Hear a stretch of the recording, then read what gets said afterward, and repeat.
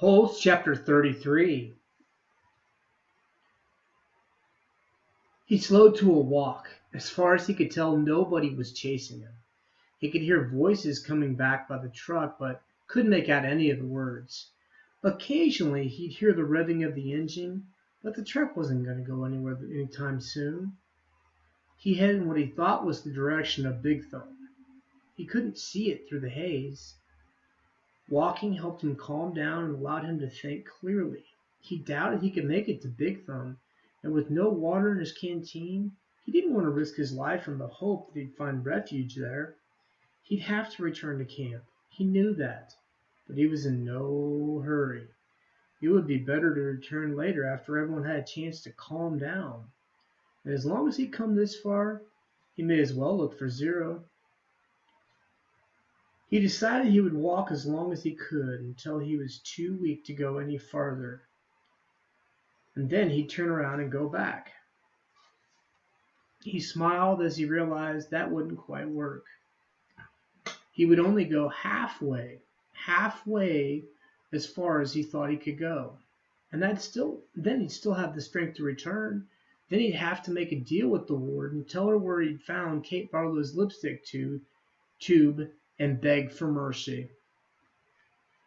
He was surprised at how far the holes extended. He couldn't even see the camp compound anymore, but he kept passing holes. He still kept passing holes. Just when he thought he'd passed the last hole, he'd come across another cluster of them a little farther away. Back at the compound, they all had dug in a systematic order, row upon row, allowing space for the water truck. But out here, there was no system.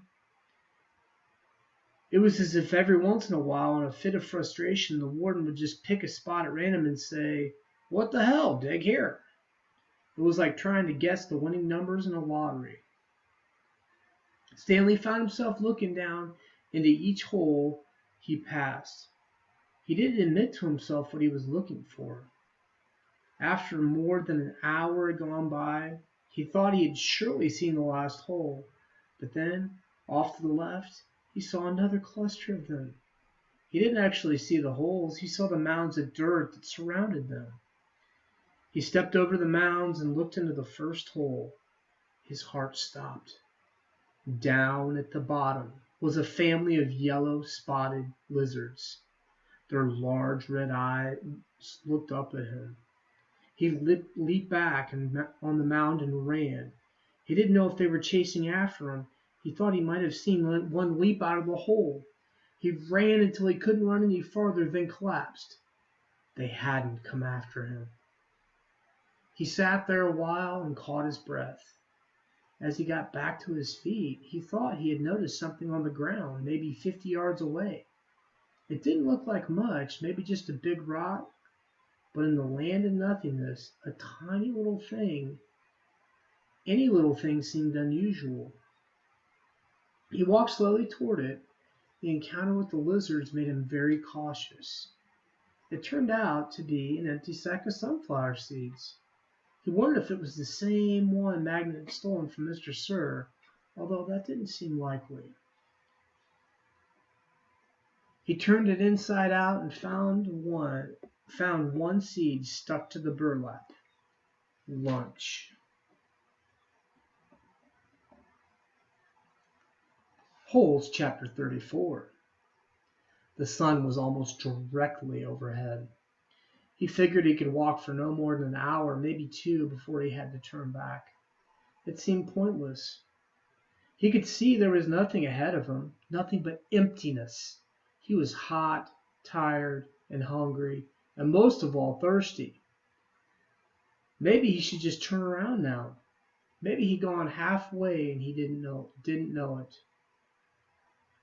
Then, looking around, he saw a pool of water less than 100 yards away from where he was standing. His eyes closed and opened them to make sure he wasn't imagining it. The pool was still there. He hurried to it. The pool hurried away from him, moving as he moved, stopping when he stopped. There wasn't any water. It was a mirage caused by the shimmering waves of heat rising off the ground. He kept walking.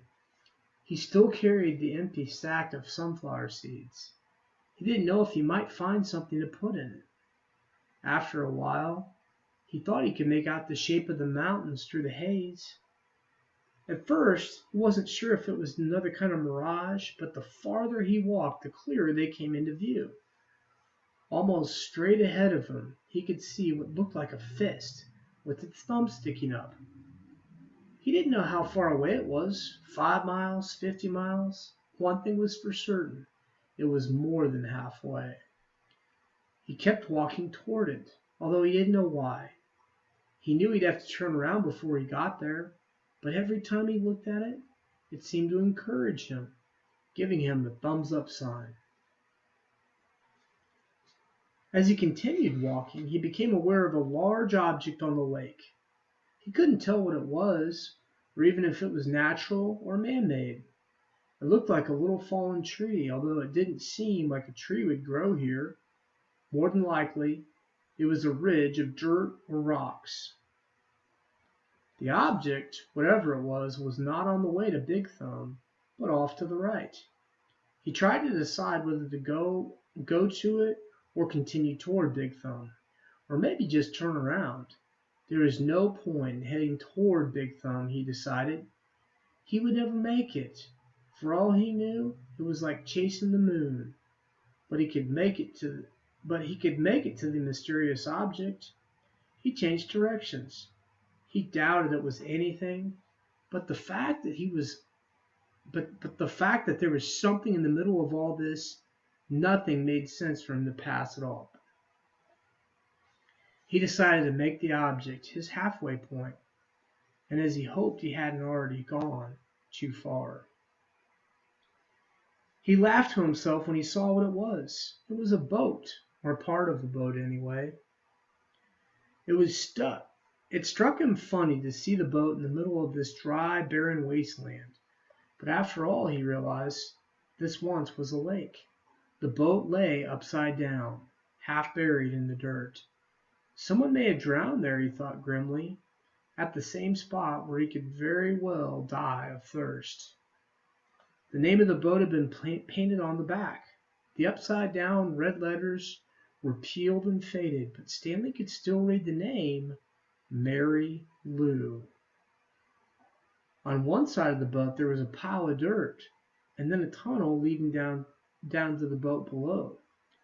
The tunnel looked big enough for a good-sized animal to crawl through. He heard a noise. Something stirred under the boat.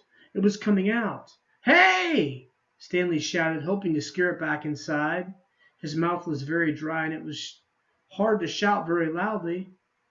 "Hey!" the thing answered weakly.